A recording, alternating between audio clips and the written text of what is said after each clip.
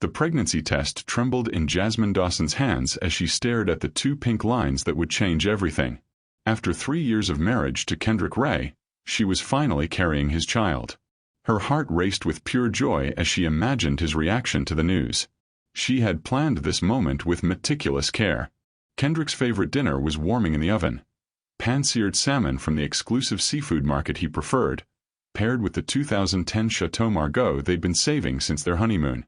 Candles flickered on their dining room table, casting warm light over the downtown loft apartment they'd shared for 2 years. Rose petals formed a heart shape around his place setting, and she'd even wrapped a tiny onesie with "Future CEO" printed on it to present alongside the test. At 24, Jasmine still felt incredibly lucky to be married to Kendrick Ray. When they'd met at that business networking event 4 years ago, she'd been a recent college graduate working as a project coordinator at a small consulting firm. He was the most ambitious man who'd ever noticed her.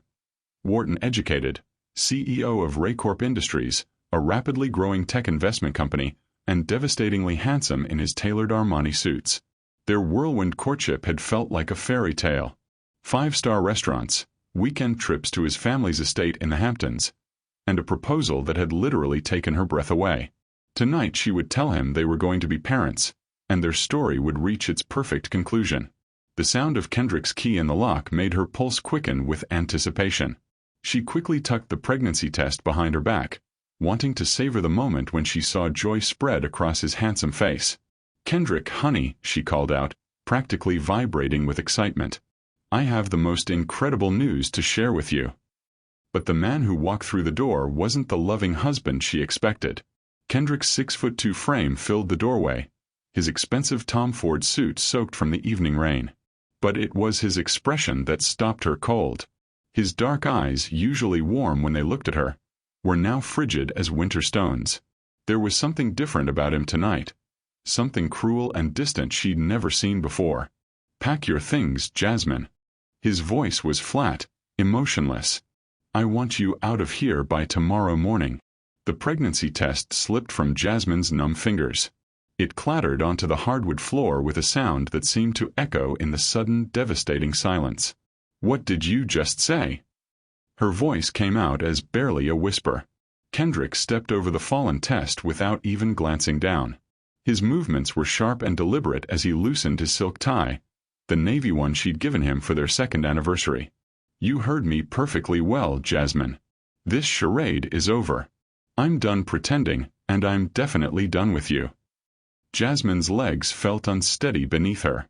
The romantic dinner, the candles, the rose petals, everything seemed to mock her now. "Kendrick, please. There's something important I need to tell you. Nothing you could possibly say matters anymore." He brushed past her toward their bedroom, his shoulder knocking against hers with deliberate coldness. "I found someone who actually deserves to be with a successful man like me. Someone who isn't." He paused at the bedroom doorway, turning to look at her with undisguised disgust. "Someone who isn't beneath me." Each word was carefully chosen to wound. Jasmine pressed her hand to her chest, struggling to breathe as the room seemed to spin. "Beneath you? Kendrick, we're married. We took vows in front of your family, my family. We promised to love each other through everything." His laughter was sharp and bitter. "Vows? To you?" Kendrick began throwing his clothes into expensive leather luggage, each movement aggressive and dismissive. "Jasmine, look at yourself. Really look. You come from the projects. Your mother works 2 jobs just to keep the lights on. Your brother's been in and out of jail. You went to a state school on financial aid. You bring nothing to the table except a pretty face and a naive heart." These were things he'd once claimed to love about her. Her resilience, her humble background, her grounded nature. Now they were weapons in his hands. "But you said you loved me exactly as I am," Jasmine whispered. "You said my family was real and authentic, unlike the shallow people in your social circle. You said none of that other stuff mattered." "I lied." Kendrick's voice was flat, emotionless. "I was young and thought maybe I could mold you into something presentable. Clean you up, teach you how to act around important people. But you can't polish trash, can you, Jasmine?"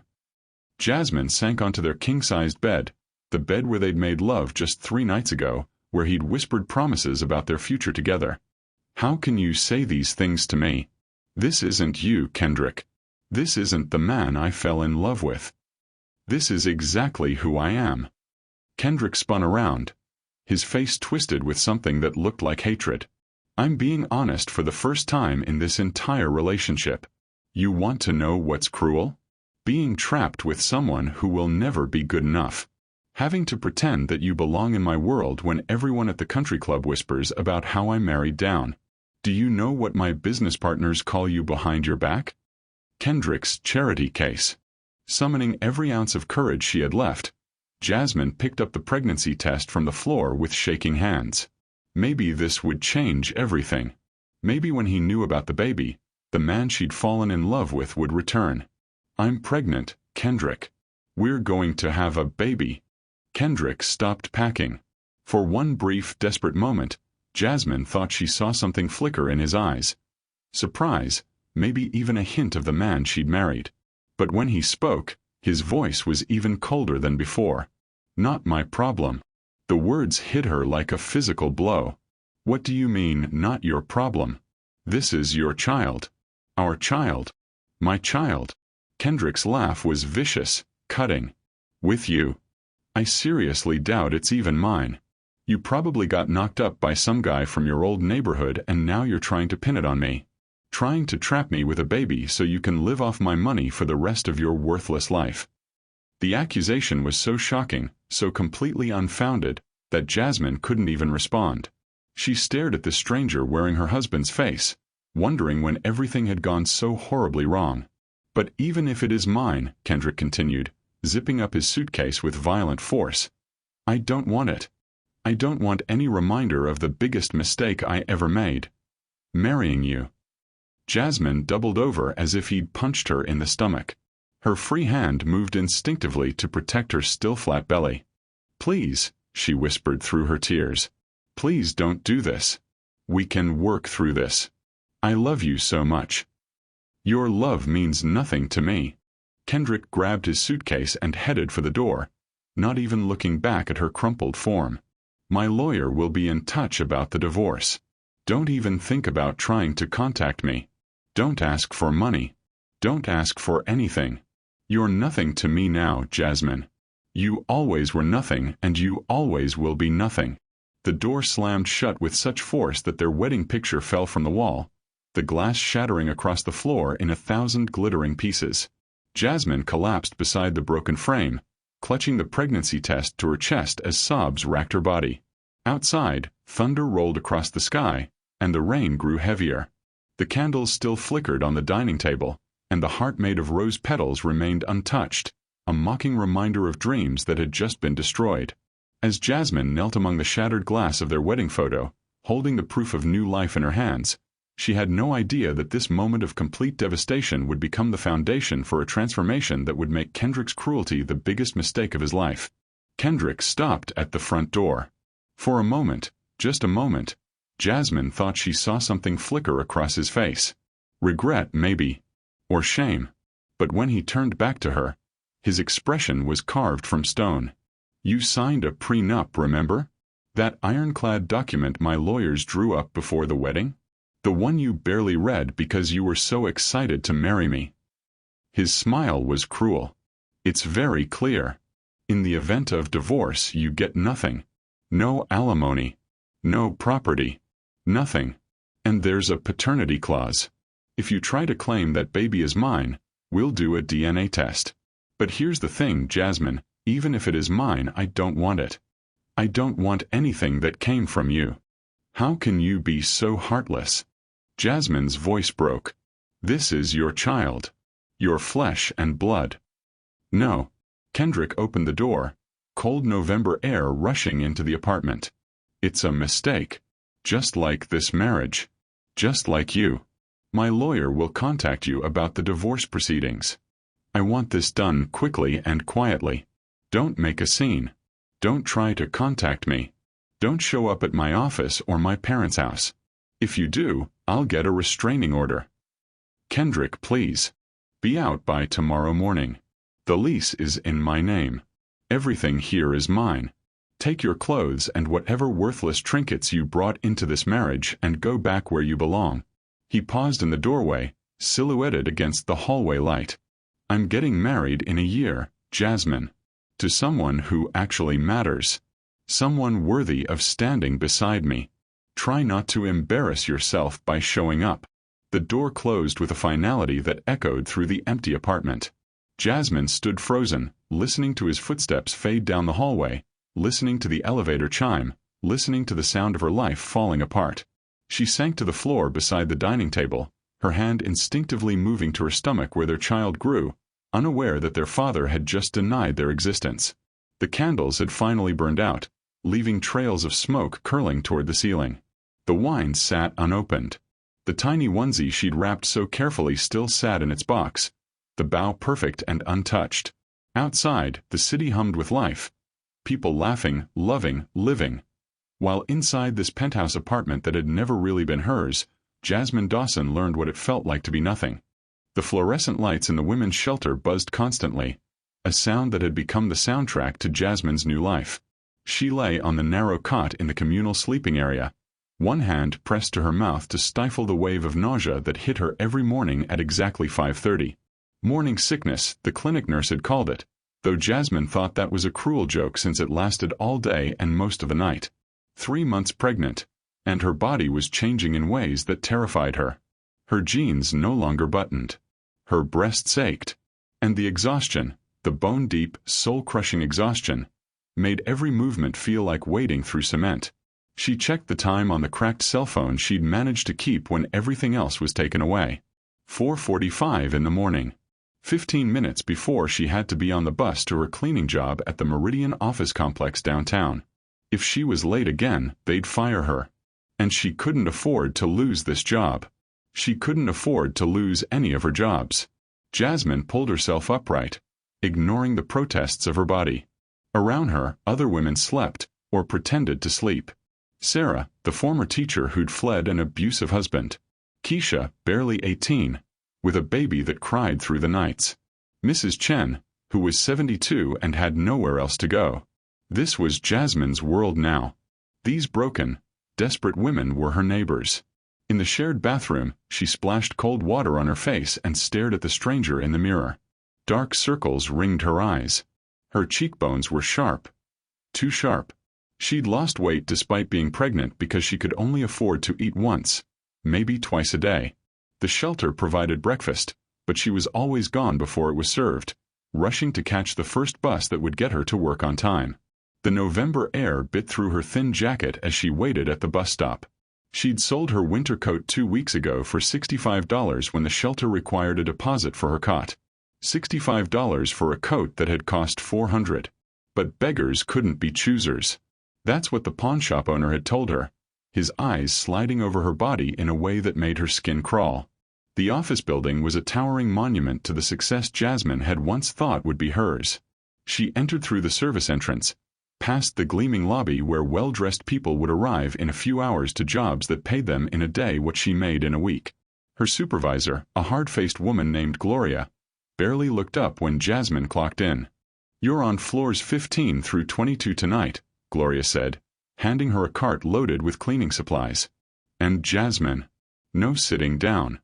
I had complaints last week."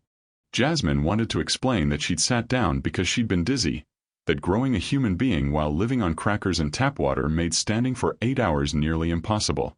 But she just nodded and pushed her cart toward the elevators. The work was mindless and backbreaking. Empty trash cans. Vacuum carpets. Scrub toilets. Wipe-down desks where important people made important decisions that would never include caring about the woman who cleaned up their coffee cups. By the time her shift ended at 2 in the afternoon, Jasmine's feet throbbed and her back screamed. She had 45 minutes to get to her second job at Savamart grocery store on the other side of town. The manager at Savamart, a balding man named Dennis, eyed her stomach with obvious disapproval when she arrived. "You're not going to be one of those employees who takes off a bunch of time when the baby comes, are you?" Jasmine wanted to laugh. Take time off? She couldn't afford to take a single day off. "No, sir. I'll be here." "Good. because we're not running a charity here." He handed her a vest that was 2 sizes too large. "Register for Saturday Rush is starting." For the next 6 hours, Jasmine stood behind a cash register, scanning groceries she couldn't afford to buy. Organic produce, grass-fed beef, artisanal bread. A woman in a designer handbag complained that her coupon wasn't scanning properly. A man yelled at Jasmine because the line was too long. A teenager sneered at her name tag and made a joke to his friends about people who worked at grocery stores. Jasmine smiled, apologized, fixed problems that weren't her fault, all while her baby pressed against her bladder and nausea rolled through her in waves.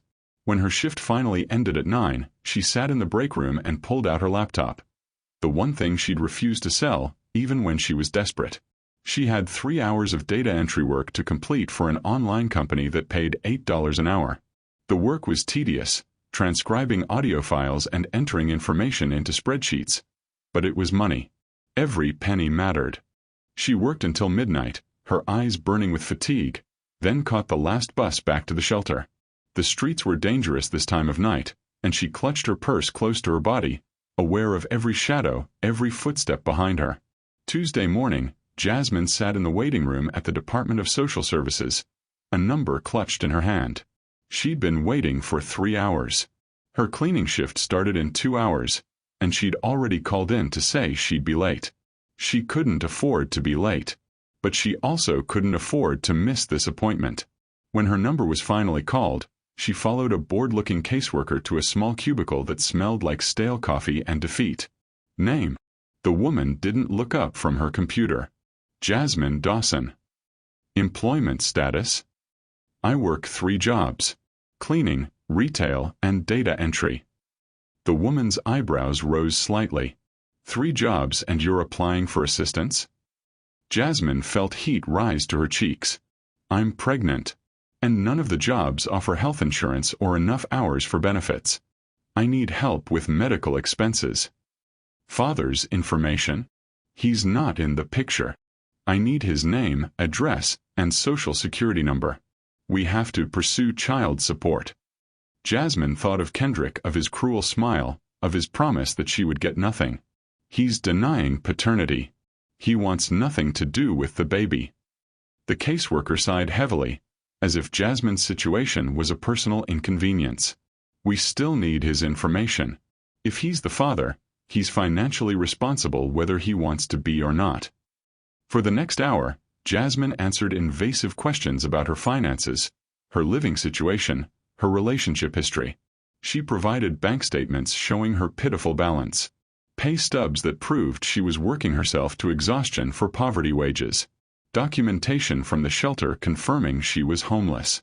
You'll receive a determination letter in 4 to 6 weeks, the caseworker said, handing Jasmine a stack of forms. In the meantime, you can visit the food pantry on 5th Street on Thursdays.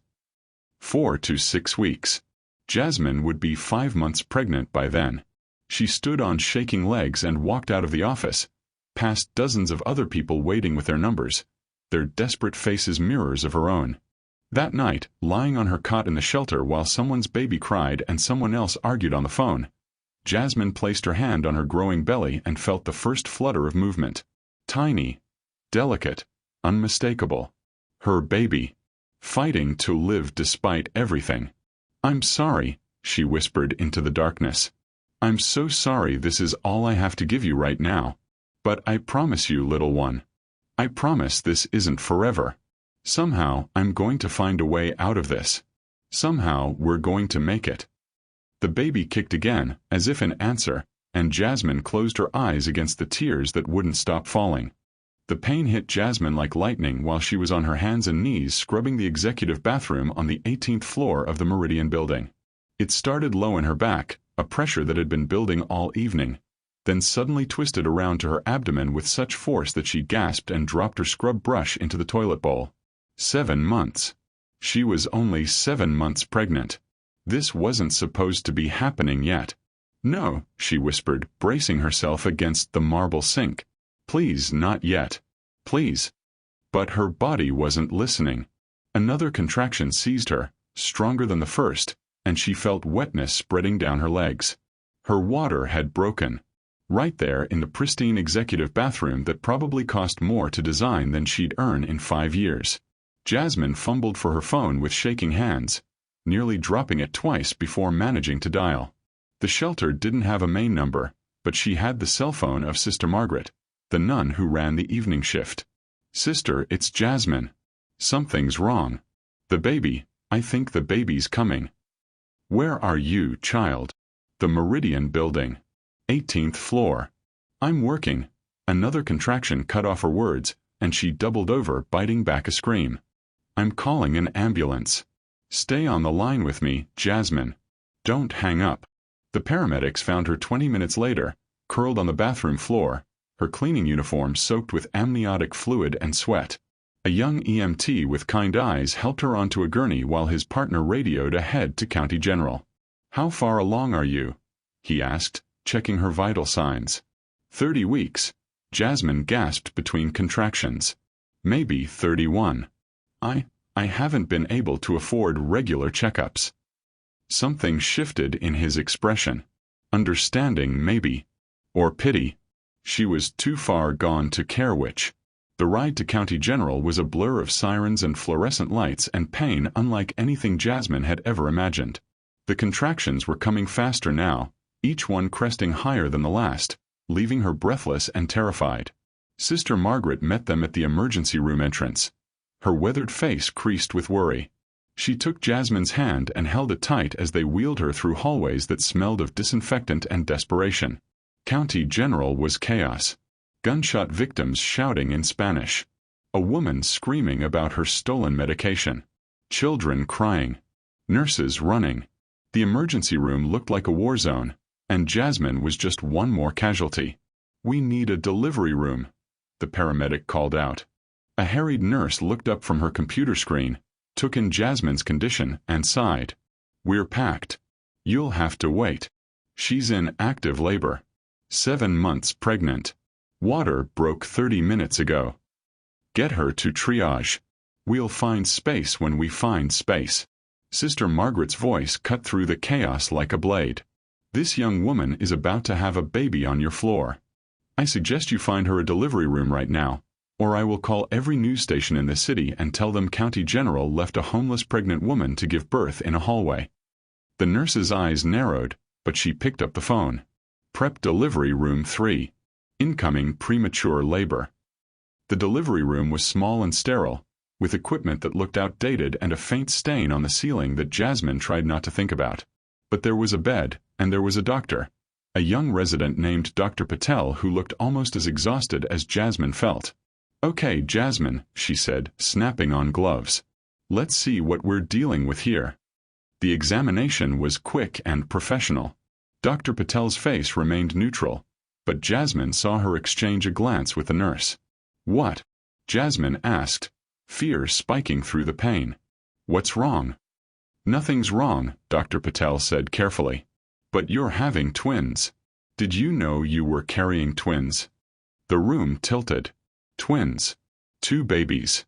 2 mouths to feed, 2 bodies to clothe, 2 lives depending on her when she could barely keep herself alive. "I didn't know," Jasmine whispered. "I couldn't afford the ultrasound. The clinic just did basic checks." "Well, you're about to meet them both. You're already at 8 centimeters. These babies are coming whether we're ready or not." The next 3 hours were a nightmare of pain and pushing and terror. Jasmine gripped Sister Margaret's hand so hard she left bruises, but the nun never once pulled away. She whispered prayers and encouragement, her voice steady even as Jasmine screamed. "One more push," Dr. Patel commanded. "Come on, Jasmine. Your baby wants to meet you." At 11:47 p.m. on a freezing February night, Jordan Elijah Dawson entered the world screaming. He was so small, barely 4 pounds, his tiny fists waving in outrage at being forced from the warm darkness into harsh fluorescent light. A nurse whisked him away to be examined, and Jasmine barely had time to process that she had a son before Dr. Patel was telling her to push again. 2 minutes later, Jada Grace Dawson arrived more quietly, as if observing the chaos her brother had caused and deciding on a different approach. She was even smaller than Jordan. Just 3 pounds 12 ounces, her dark eyes already alert and watchful. "Twins," Jasmine breathed, tears streaming down her face as a nurse placed them both on her chest, skin to skin. They were so tiny, so fragile, their little bodies barely heavier than feathers. Jordan had Kendrick's strong features, the same determined jaw, the same commanding presence even in miniature. Jada had Jasmine's softer face but with an unmistakable steel in her expression. "They're beautiful," Sister Margaret whispered, her own eyes wet. "Look at them, Jasmine. They're fighters. Just like their mother." But Dr. Patel's voice cut through the moment. "They need to go to the NICU. They're premature and underweight. We need to monitor their breathing and temperature." "Wait." Jasmine held them closer, desperate for just a few more seconds. "Please. Just let me." "I know," Dr. Patel said gently. "But they need help, Jasmine. Let us take care of them so you can take them home healthy."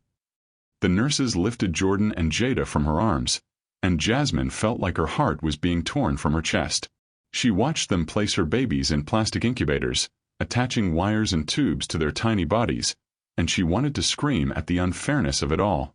Later, after the delivery room had been cleaned and she'd been moved to a recovery ward she'd share with 3 other women, Sister Margaret helped Jasmine into a wheelchair and took her to the NICU. Through the glass, Jasmine could see her babies in their separate incubators, both hooked up to machines that monitored every breath. "They're going to be okay," Sister Margaret said. "They're small, but they're strong." Jasmine pressed her hand against the glass, wishing she could touch them, hold them, promise them that everything would be all right. But she couldn't promise that. She had no money for the hospital bills that were already accumulating. No home to take them to. No way to provide for one baby, let alone 2. A nurse noticed her and came over, her expression sympathetic. "Would you like to go in? You can touch them through the incubator ports." Jasmine nodded, unable to speak around the lump in her throat. The nurse helped her sanitize her hands and led her to Jordan's incubator first. Through the small circular opening, Jasmine reached in and placed her finger in his tiny palm. His hand closed around it with surprising strength. "Hello, baby boy," she whispered. "I'm your mama. And I know this isn't what you expected. I know I don't have much to give you right now.